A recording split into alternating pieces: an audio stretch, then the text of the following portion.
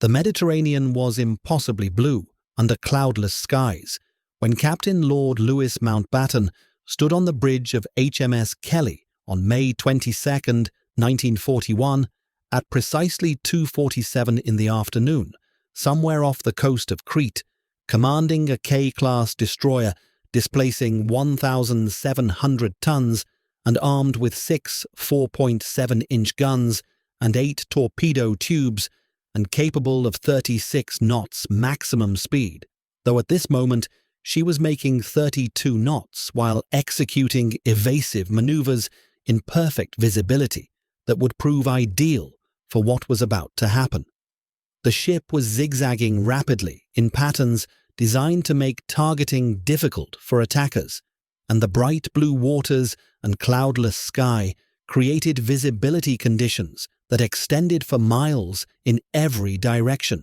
making it impossible to hide from enemies who might be searching for targets in the open Mediterranean waters around Crete, where the battle for that strategic island was reaching its climax. Mountbatten heard them before he saw them, detecting a sound like tearing canvas that was high-pitched and growing louder and coming unmistakably from above.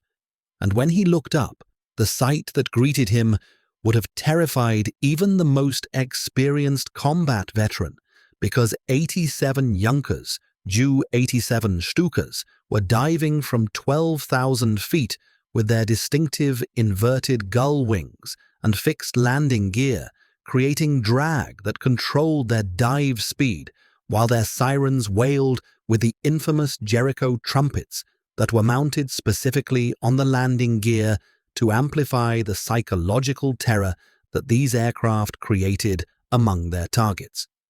The Stukas were in near vertical dives approaching 70 degrees with airspeed building through 300 knots and 350 and 400, as each aircraft carried a 1,000-pound bomb beneath its fuselage that had been aimed and locked, and would be released at precisely calculated altitude to strike targets with accuracy that conventional level bombing could never achieve. HMS Kelly's anti-aircraft guns opened fire immediately, with pom-poms hammering away and 4-inch guns firing proximity-fused shells that created flak bursts in the sky as tracers streaked upward, filling the air with defensive fire that represented the ship's only protection against the diving aircraft that were screaming toward her with deadly intent. One Stuka was hit by anti-aircraft fire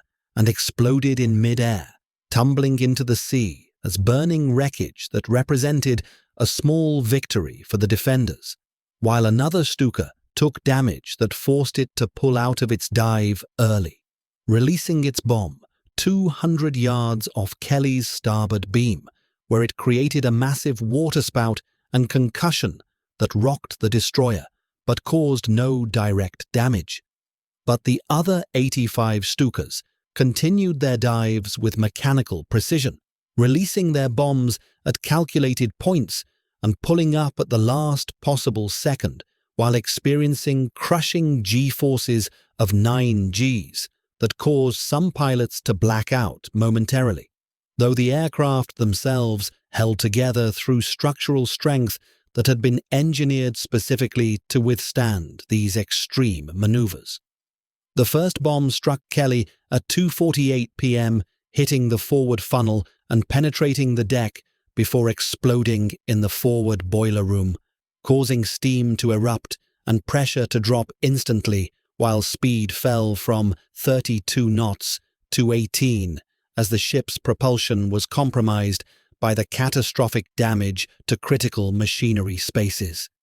The second bomb hit just 3 seconds later, striking amidships and penetrating the main deck before exploding in the engine room, destroying both engines and leaving Kelly dead in the water without propulsion or ability to maneuver, as she became a stationary target for the remaining aircraft that were still diving toward her. The third bomb hit at exactly 2:48 BW 17, striking the aft magazine in a direct hit that produced an explosion so catastrophic that the entire stern section, from the aft gun mount to the rudder, simply disintegrated and ceased to exist, blown apart by the detonation of stored ammunition that multiplied the bomb's destructive effect beyond anything a single weapon alone could have achieved. Kelly rolled to port 20 degrees, and then 30, and then 45 degrees as flooding and structural damage destroyed the ship's stability, and at 2:49 p.m., just 2 minutes after the attack had begun, HMS Kelly capsized completely and rolled over, with her keel pointing skyward, where she floated for 27 seconds before sinking beneath the Mediterranean waters. 130 men went into the water as the ship went down, though 27 never made it out because they were trapped inside compartments that had been sealed by damage or had been in spaces that flooded too quickly for escape, dying before the ship even hit the seafloor hundreds of feet below. Mountbatten survived the sinking and was pulled from the water by HMS Kipling, covered in oil and exhausted while his ship was gone, along with 27 of his crew, representing just one attack against one destroyer in one moment during a battle that would redefine naval warfare forever. Because over the next 8 days, the Luftwaffe would prove something that naval strategists had refused to believe for 20 years, despite warnings from aviation advocates and visionaries who had predicted this outcome, demonstrating conclusively that the age of the battleship was over, and that air power had made surface fleets obsolete when operating without their own air cover. And the weapon that proved this revolutionary concept was the Stuka dive bomber, with its distinctive appearance and terrifying sound and devastating accuracy. The concept of dive bombing was not new in 1941 because various nations had experimented with the technique during the 1920s and 1930s, but the execution at the level of precision and lethality and psychological impact that would be demonstrated over Crete had never been achieved at such scale or with such devastating effectiveness against naval targets. The Junkers Ju-87 Stuka had been designed specifically for one purpose, which was destroying targets with pinpoint accuracy through dive bombing, rather than area bombing or carpet bombing or any other less precise method of aerial attack,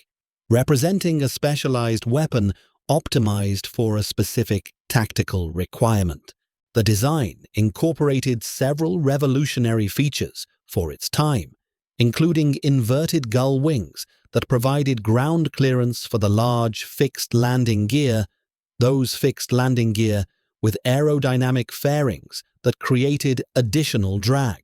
automatic dive brakes that prevented the aircraft from exceeding terminal velocity during near vertical dives, and the infamous sirens known as Jericho Trumpets that amplified psychological effects on targets below. But the real innovation that made the Stuka so devastatingly effective was its automatic bombsight system that calculated bomb release points based on altitude and airspeed and dive angle and wind conditions, requiring the pilot only to keep the target centered in his sight while the system automatically released the bomb at the mathematically optimal moment. The accuracy achieved by experienced Stuka pilots was extraordinary by the standards of 1940s aerial bombing, with training exercises demonstrating that they could place bombs within 10 meters of a target from 4,000 meters altitude, producing a circular error probable of 10 meters that was dramatically better than any level bomber could achieve, and better than torpedo bombers whose weapons could be evaded by maneuvering ships. Against moving ships that measured 300 feet long and 50 feet wide, this accuracy was devastatingly effective because a target of that size fell well within the probable hit zone when Stukas attacked, making hits likely rather than merely possible.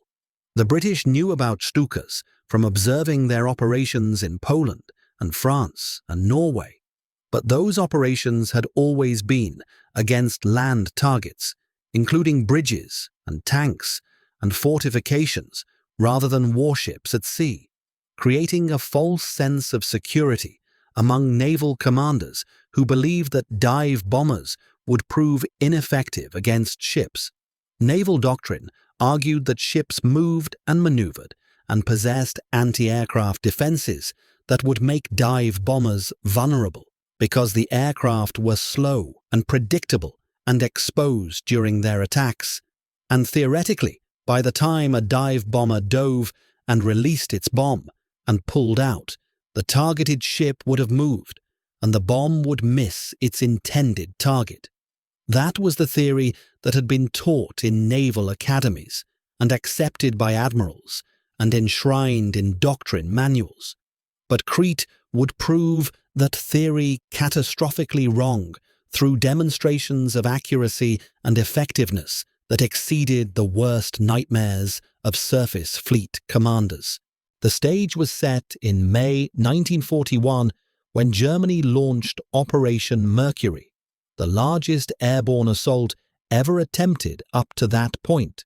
dropping 22,000 paratroopers and glider troops onto Crete, which was defended by 42,000 British and Commonwealth forces who should have been able to defeat the lightly armed paratroopers if they could prevent reinforcement. The operation was tactically insane because paratroopers were vulnerable and needed heavy equipment, including artillery and tanks and supplies that could only be delivered by sea.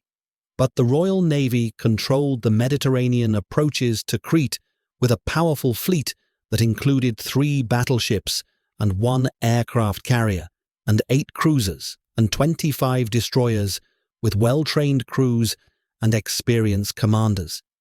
If British warships intercepted German convoys attempting to reinforce the paratroopers, then the invasion would fail, and the paratroopers would be stranded and surrounded and destroyed, creating a potential disaster for German forces that could only be prevented through air power.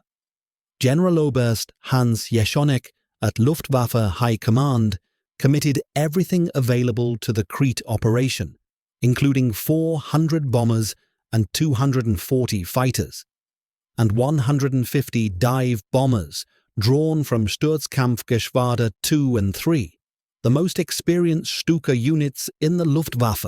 who had proven themselves in previous campaigns. Their mission was unprecedented in scope, requiring them to sink every British warship within 300 miles of Crete and deny the Royal Navy access to invasion routes and give German convoys safe passage to deliver reinforcements that would determine whether the airborne assault succeeded or failed catastrophically. It was an ambitious plan that required defeating the British Mediterranean fleet through air power alone, and the British possessed one critical vulnerability that would prove decisive because their only aircraft carrier in the Mediterranean, HMS Formidable, had already been damaged, and her fighter complement reduced to just 4 aircraft, 4 Fulmars, that would face 400 German aircraft in a mismatch so extreme that it bordered on suicidal. Admiral Andrew Cunningham commanded the Mediterranean fleet from HMS Warspite, a Queen Elizabeth-class battleship displacing 31,000 tons and armed with 8 15-inch guns, representing the most powerful British warship in the theatre,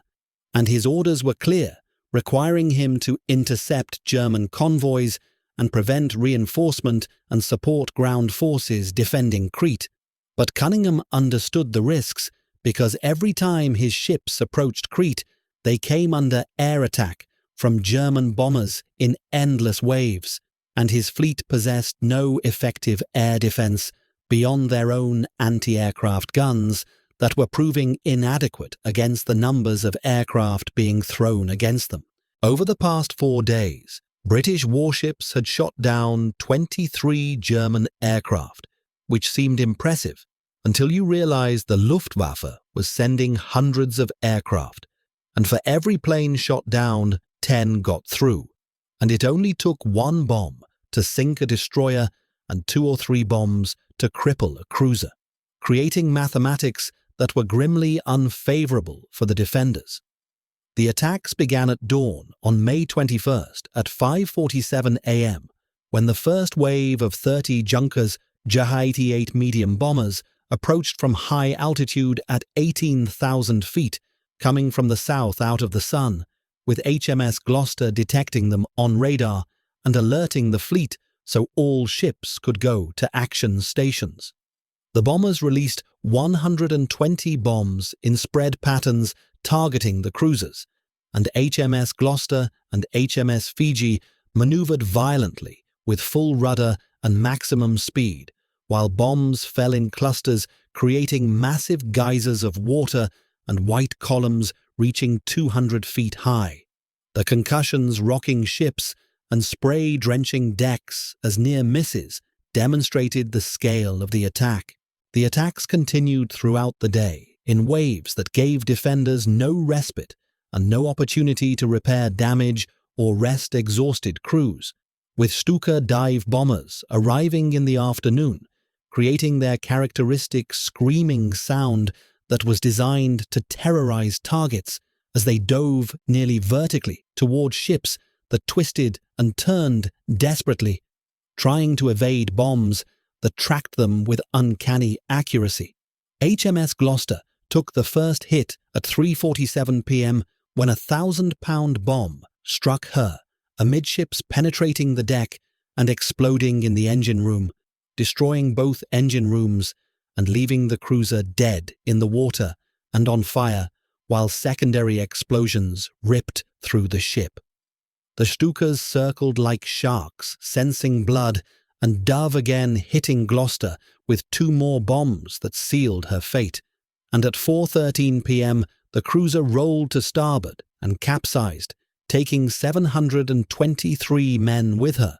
while only 85 survived to be pulled from oil-covered waters by other ships that were themselves under constant attack. HMS Fiji suffered a similar fate later that afternoon when she was caught alone after becoming separated from the fleet during evasive maneuvers, and 6 Stukas attacked her simultaneously from different directions, making defensive fire ineffective because the ship's guns couldn't track multiple targets diving from different bearings. 3 bombs hit Fiji in rapid succession, with the first penetrating the forward turret and exploding inside, the second hitting amidships and destroying the bridge along with most of the command staff,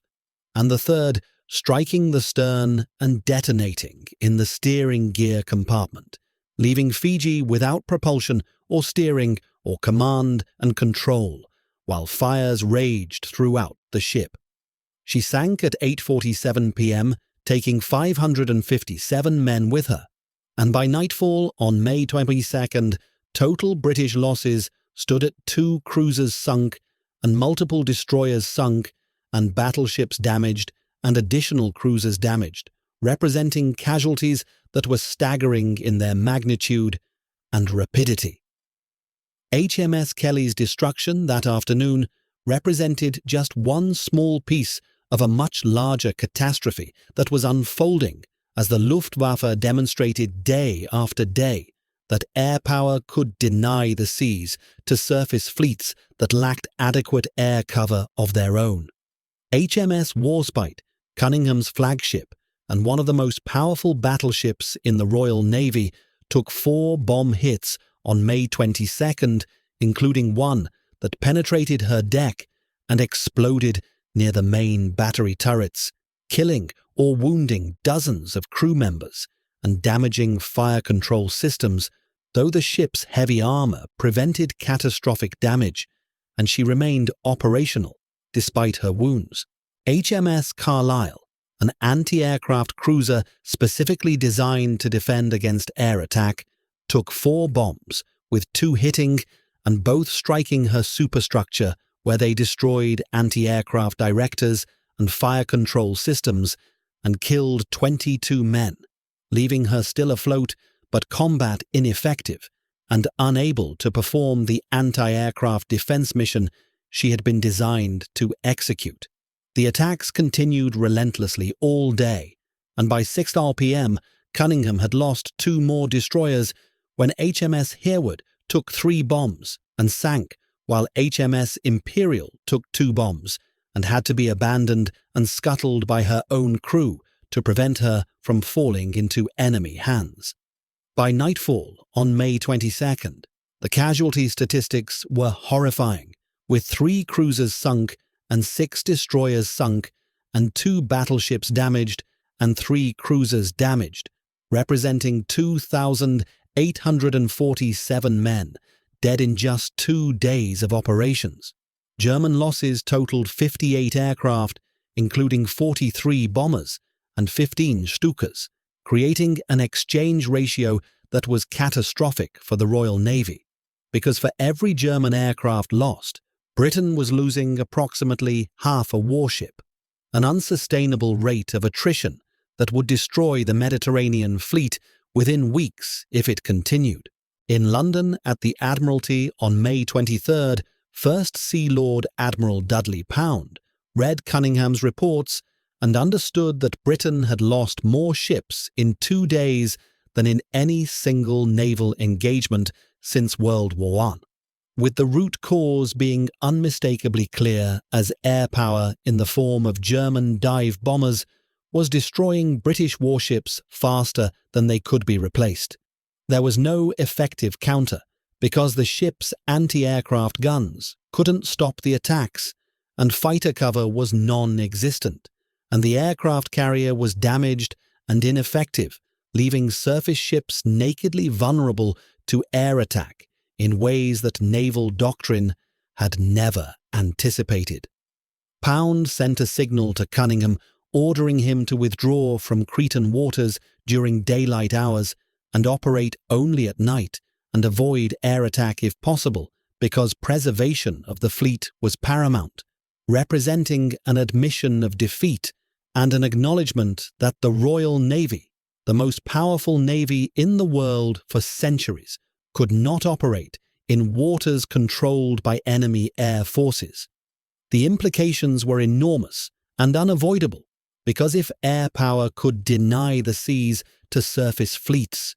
then the entire foundation of naval warfare had shifted, making battleships and cruisers and even destroyers potentially obsolete without air cover of their own. The Battle of Crete continued for another week as British warships evacuated troops at night and withdrew before dawn, while the Luftwaffe hunted them during daylight and attacked anything found within 300 miles of Crete.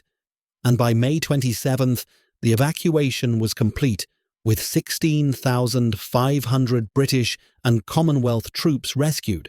though the cost was appalling. Total British naval losses included 3 cruisers sunk and 6 destroyers sunk and 2 battleships damaged and 1 aircraft carrier damaged and 4 cruisers damaged and 5 destroyers damaged, representing 3,900 men killed in the heaviest naval casualties Britain suffered in any single campaign of World War II. German losses totaled 220 aircraft, destroyed or damaged, with approximately 400 aircrew killed. But Germany achieved its objective as the convoys got through and reinforcements landed and Crete fell, and the Luftwaffe had proven what naval aviators had been saying for 20 years, which was that battleships were obsolete and air power was supreme. The lessons of Crete were absorbed slowly and painfully, but they were absorbed by every navy that studied the battle, with battleship construction being slowed while aircraft carrier construction accelerated and anti-aircraft armament being massively increased and fighter direction systems being developed to coordinate defensive air cover. The British learned fastest, and by 1942, every major warship had radar-directed anti-aircraft guns, and fighter direction officers coordinated air defense, and carriers operated in groups never alone, and fighter cover was continuous during daylight operations, transforming naval operations in fundamental ways. The United States learned even faster, with American battleships built after 1942 carrying more anti-aircraft guns than main battery guns, with some battleships having 40 anti-aircraft directors and 68 5-inch dual-purpose guns and 140 Bofors guns and dozens of Oerlikons, representing a complete transformation where ships designed in 1940 for surface combat were redesigned in 1942 as anti-aircraft platforms because the primary threat was no longer enemy ships but enemy aircraft. Japan learned slowest and continued building battleships and prioritizing surface combat in adherence to doctrine that emphasized decisive fleet engagements between capital ships, and they paid the price for this doctrinal rigidity when Yamato, the largest battleship ever built, was sunk by aircraft in April 1945 after being hit by 13 bombs and 11 torpedoes, all delivered by aircraft that attacked in waves until the mighty ship rolled over and sank. The age of the battleship died at Crete in May 1941, killed by the Stuka dive bomber that proved air power could deny the seas to surface fleets and fundamentally changed naval warfare in ways that would persist through the remainder of World War II and into the modern era. The postscript that proves the lesson was learned came on December 10,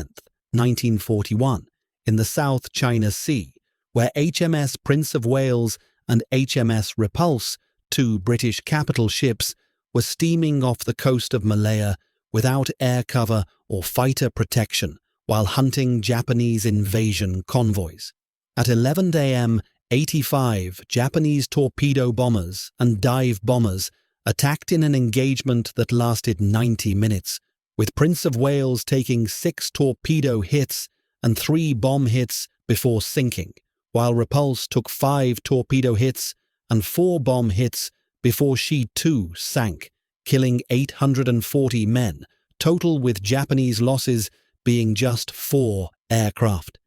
Admiral Tom Phillips, who commanded Force Z, went down with Prince of Wales after sending his last signal to the Admiralty, requesting fighter support immediately.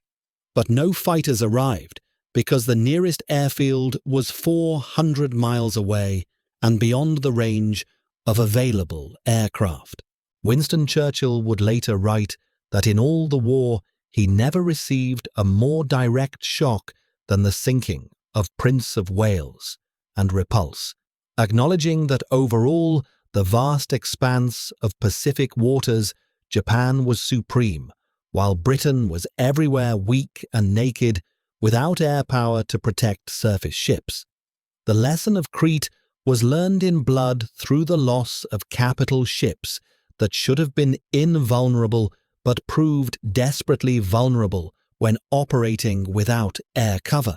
demonstrating that the supremacy of the battleship, which had been unchallenged for 400 years, ended in May 1941. Admiral Cunningham stood on Warspite's Bridge at 6 p.m. on May 22nd, watching another destroyer die as HMS Hereward rolled over and capsized after taking 3 bombs, and when his flag captain suggested they should withdraw because losses were unsustainable, Cunningham's response captured both the tragedy and the reality of what was happening. He said it takes 3 years to build a ship, but 3 centuries to build a tradition, and the Navy would not abandon the Army in their hour of need. But he acknowledged that losses were unsustainable, and they could not operate in these waters during daylight without air cover, and not against this level of air attack. The technical sophistication of the Ju-87 Stuka that made it such a devastatingly effective weapon against naval targets deserves deeper examination, because the aircraft represented the culmination of years of development and refinement in dive bombing techniques that German engineers had pursued since the late 1920s, when the Reichswehr began secretly developing military aviation capabilities in violation of Versailles Treaty restrictions.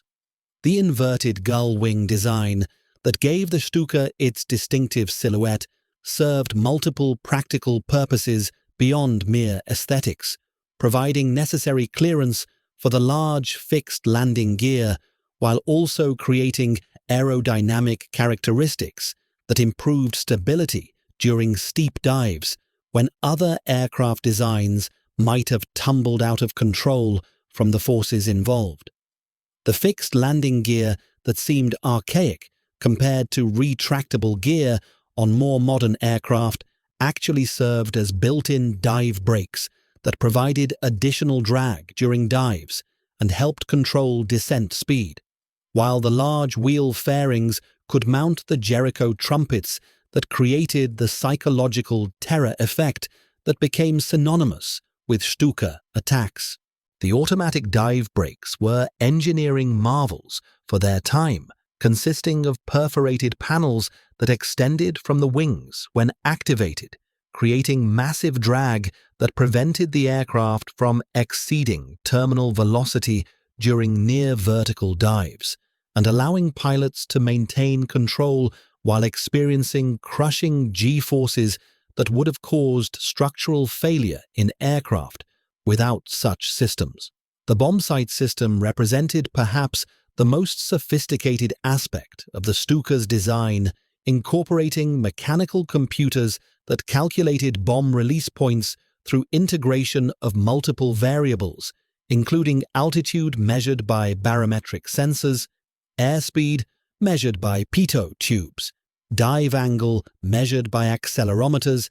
and wind drift estimated by the pilot before the dive began.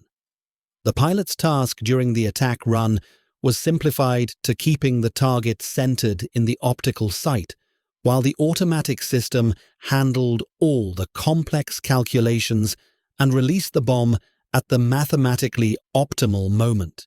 creating hit probabilities that exceeded anything human pilots could achieve through manual bombing techniques. The training required to become an effective Stuka pilot was extensive and demanding because the physical stresses of dive bombing pushed human physiology to its limits, with pilots experiencing G-forces during pull-out from dives that could cause blackouts or greyouts if they hadn't developed tolerance through gradual conditioning.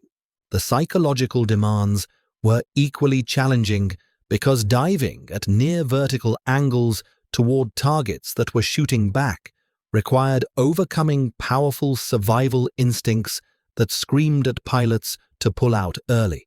and the Luftwaffe developed training programs that gradually built pilot confidence through progressively steeper dives and closer approaches to targets until the required attack profile became second nature.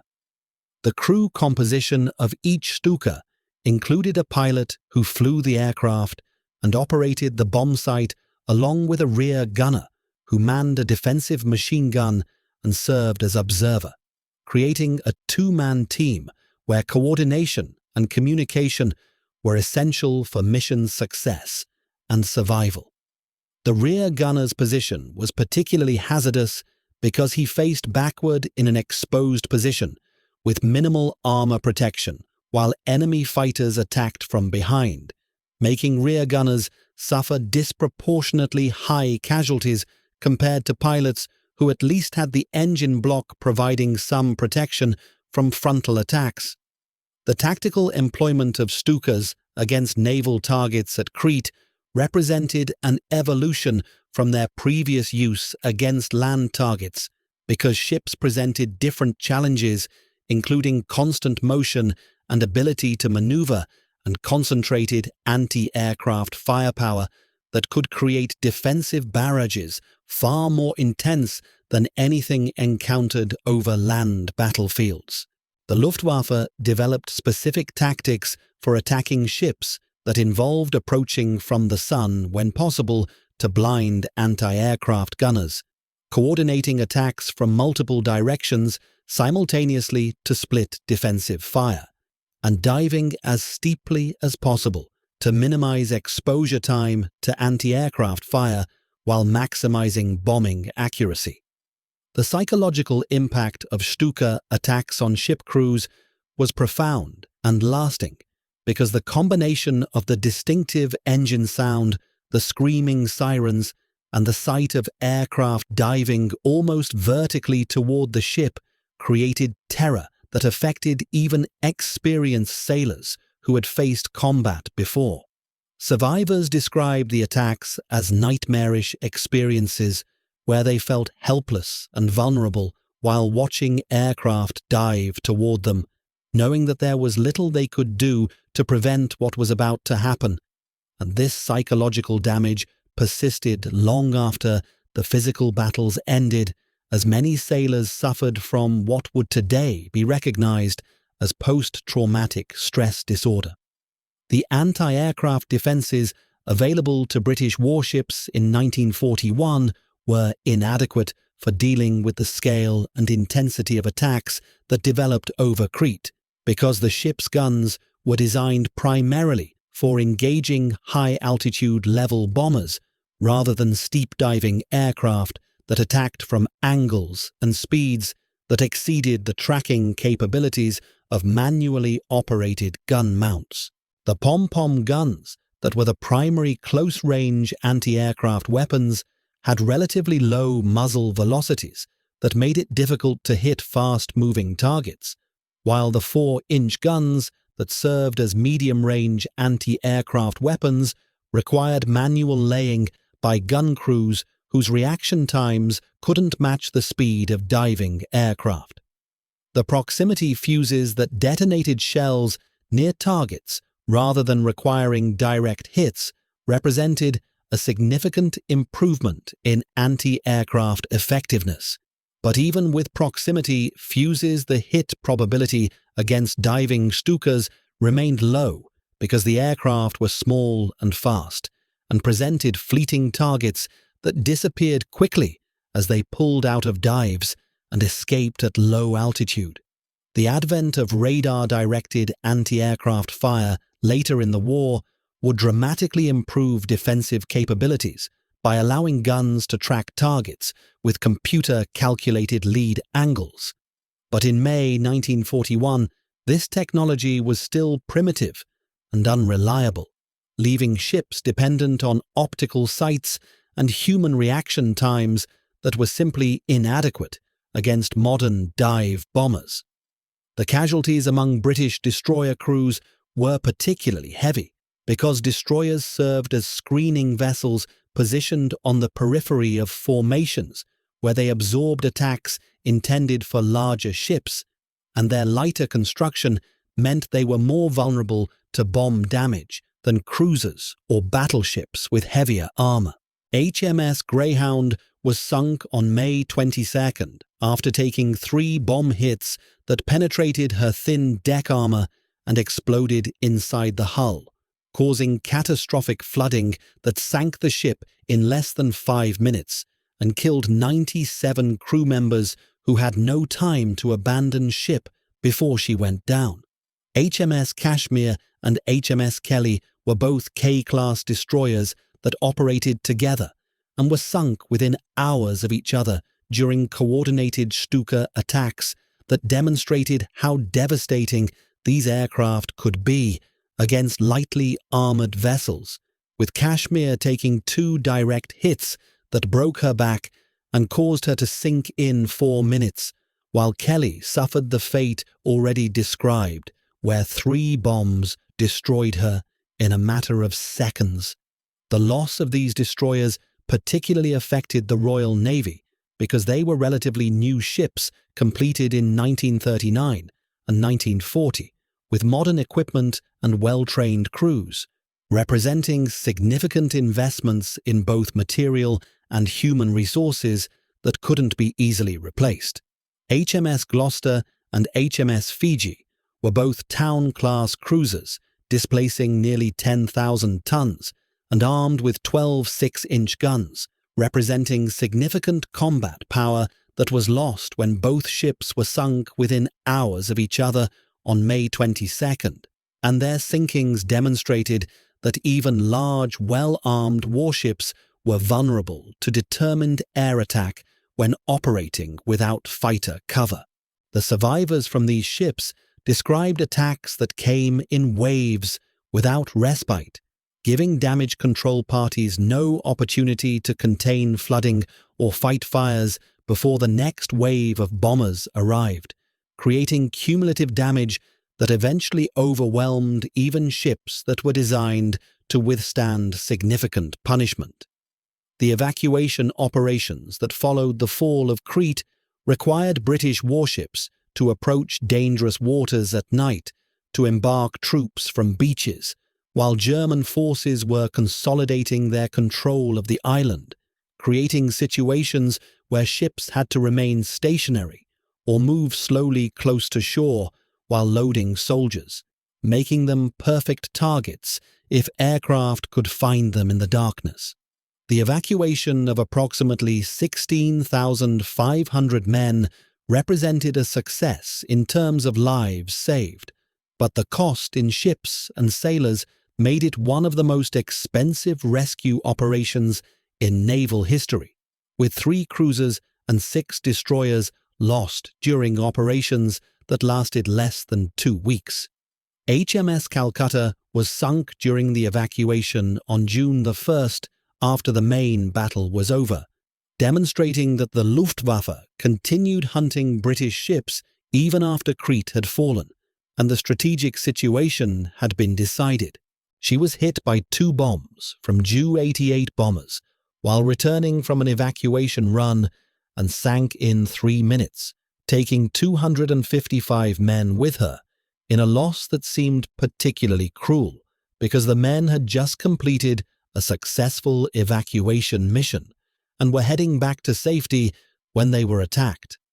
The long-term strategic implications of the Crete campaign extended far beyond the immediate tactical losses, because the demonstration of air power's dominance over surface fleets fundamentally altered naval thinking and force structure planning for every major navy in the world. The immediate response from the Royal Navy included accelerated construction of aircraft carriers that had been ordered before the war but now received highest priority, with 6 fleet carriers and numerous escort carriers being completed between 1941 and 1943 to provide the air cover that Crete had proven essential for fleet operations.